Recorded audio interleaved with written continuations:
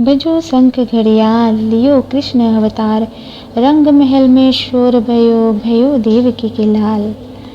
राधे राधे मित्रों, आप सभी का आपके अपने चैनल तीज त्योहार और कथाएं में फिर से स्वागत है।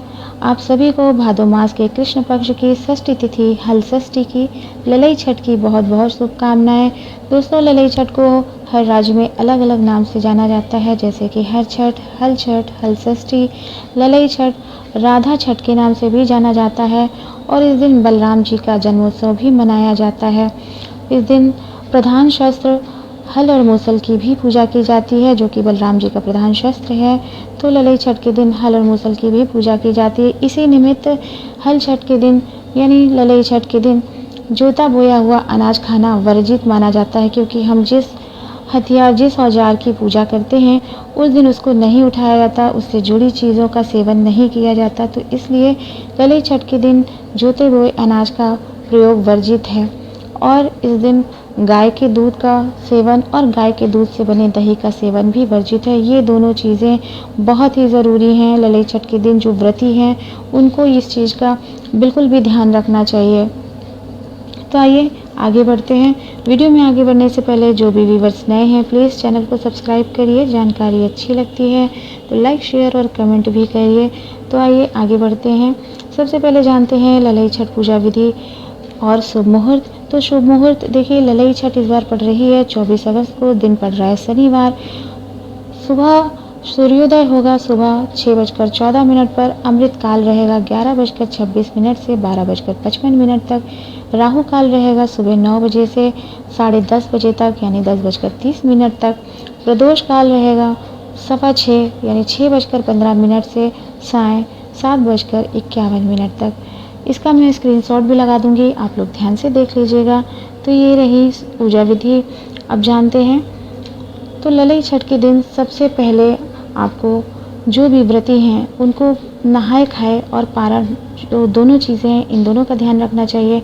तो व्रत से एक दिन पहले नहाए खाए की विधि अपनानी चाहिए, क्योंकि व्रत शनिवार को पड़ रहा है और महिलाएं शनिवार को बाल नहीं धोती, तो इसलिए शुक्रवार को यानी एक दिन पहले आपको बाल धोकर स्नान कर लेना चाहिए। पूरे दिन आपको तामसिक भोजन का सेवन नहीं करना चाहिए। व्रत के दिन महुए का दातून करना चाहिए। महुए का दातून यदि उपलब्ध ना हो तो आम या अमरूद की लकड़ी का भी दातून आप कर सकते हैं। स्नान आदि के बाद घर के ही आंगन में कुआं खोदा जाता है। कच्ची मिट्टी का कुआं या तालाब बनाया जाता है। जिस जगह पर कुआं या तालाब बनाया जाता है उसके चारों ओर वेदी में गोबर से लीपा जाता है। जहाँ पर कुआं बनाया जाता है वहाँ पर बीच में मिट्टी का ढेर होता है, जो कि आपको पूरे व्यवस्थित तरीके से रखना होता है। चारों तरफ तालाब होता है जिसमें पवित्र जल भरा जाता है। जो भी आपने मिट्टी का ढेर बनाया है उस पर पुआल घास, झरबेरी, महुआ, गन्ना और कुशा, इनकी टहनियों को मिलाकर एक गांठ बनाकर उसको उसी में एक पेड़ मानकर गाड़ा जाता है और यहीं से छठी माता के पूजन की विधि शुरू हो जाती है। उसके बाद आपको इस पेड़ पर तिलक, कुमकुम, सिंदूर आदि चढ़ाना, फूल माला जो भी है आपको पूरी तरह से पंचोपचार पूजन करना है। उसके बाद अपनी सामर्थ्य अनुसार माता को साड़ी, चुनरी या हो सके तो ब्लाउज पीस चढ़ाया जाता है। तो इस तरह से माता को वस्त्र अर्पित किया जाता है। उसके बाद धूप दीप आदि जलाकर माता को भोग लगाया जाता है। तो छठी माता का भोग होता है सतनजा, यानी 7 प्रकार के अनाज, जैसे गेहूँ, धान, मक्का, बाजरा, चावल, चना, मटर, मसूर। ये इनको भुनवा के पहले से ही रख लिया जाता है और फिर इनको चढ़ाने की भी विधि है। कहीं कहीं पर इनको महुआ के पत्तों के दोनों में, जो कि पहले से ही बना के रख लिए जाते हैं, या फिर कच्ची मिट्टी की कुलियाएँ आती हैं, छोटी छोटे से कुल्हड़ आते हैं, उनको पीले रंग से या हल्दी से लेप कर उनमें कुमकुम लगाकर उनमें भरकर फिर माता को चढ़ाया जाता है। तो ऐसे यदि आपके एक पुत्र है तो आपको एक कुलिया रखनी है, 2 पुत्र हैं तो आपको 2 कुलिया रखनी है, यानी जोड़े में चलता है तो आपको 2 कुलिया या 2 दोने गेहूं से भरने हैं, 2 कुलिया या 2 दोने चावल से भरने हैं। तो इस तरह से आप 7 प्रकार के अनाज रखेंगे। पंचमेवा चढ़ता है, सूखा सिंघाड़ा चढ़ता है। तो इस तरह से सभी 2-2 के जोड़े में रहेंगे। और महुआ विशेष है तो महुआ ज़रूरी है, महुआ भी आपको 2 जोड़े में रखना है। इसी तरह से व्रत वाले दिन छठ माता के व्रत के दिन जो भी व्रती हैं वो पसई का चावल या तिन्नी का चावल पकाकर उसका भात बनाकर खाते हैं और वही माता को भी चढ़ता है। तो इस तरह से चावल में दही मिलाकर अमरूद या आम के पत्तों पर रखकर माता को भोग लगाया जाता है। यदि आपके एक पुत्र है तो 3 चलते हैं, यानी 3 दोने 3 पत्ते लगेंगे। और यदि आपके 2 पुत्र हैं तो 6 पत्तों में आपको इसी तरह चावल दही भर कर रखना है। इसी तरह जब आप तालाब बनाते हैं तो उसमें 5 सुपारी और 1 सिक्का डाला जाता है दक्षिणा स्वरूप। यदि आपके 1 पुत्र है तो आप 1 पान सुपारी और सिक्का रखते हैं। यदि आपके 2 पुत्र हैं तो 2 पान और सुपारी सिक्का रखते हैं। तो इसी तरह जब भी हम पेड़ लगाते हैं तो वो पंचोपचार पूजन के बाद हम उस पेड़ पर उनकी जो टहनियाँ हैं उन पर गांठ लगाते हैं। तो यदि आपके 1 पुत्र है तो 3 गांठ लगती है, यदि 2 पुत्र हैं तो 6 गांठ लगती है। इसी तरह से सब कुछ जोड़े में चलता है। भोग प्रसाद आदि लगाने के बाद उसके बाद धूप दीप जलाया जाता है। सोहर गीत, कहीं कहीं पर सोहर गीत प्रचलित हैं।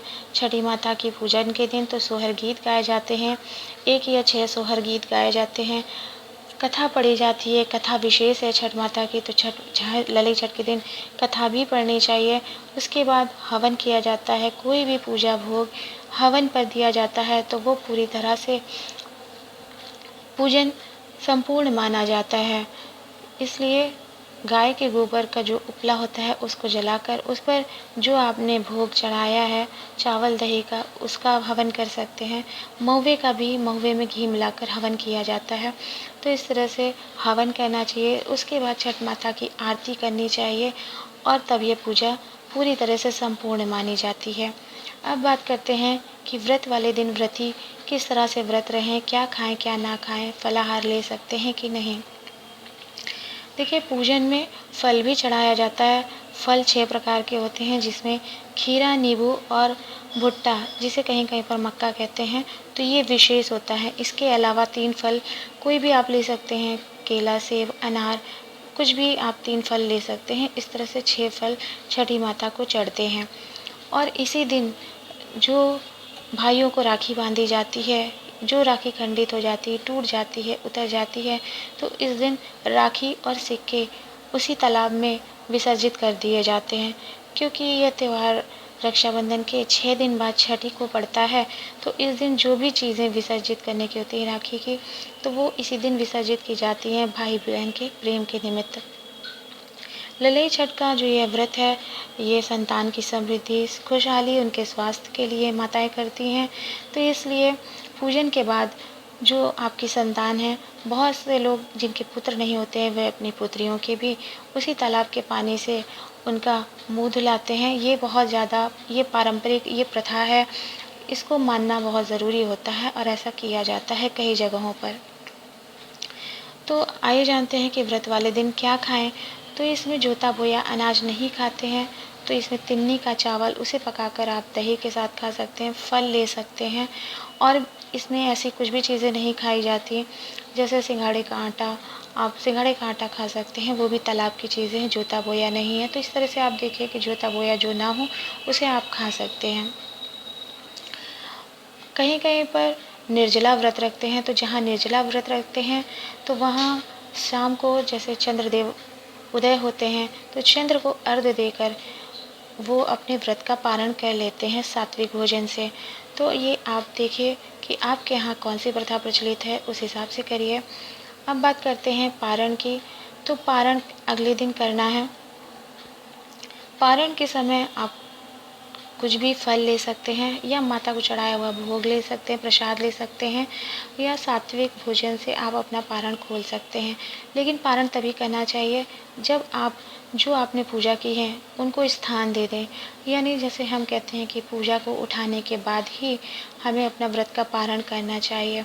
तो जो भी हमने तालाब में चीज़ें चढ़ाई होती हैं उनको ब्राह्मण को दान करना चाहिए। जो कपड़ा है, फल है, मीठा है, प्रसाद है और दक्षिणा, और यदि सामर्थ्य हो तो आप सीधा भी निकाल दें। तो ये सारी चीज़ें ब्राह्मण को दान कर देनी चाहिए। बची हुई जो सामग्री है विसर्जन के लिए अलग कर देनी चाहिए।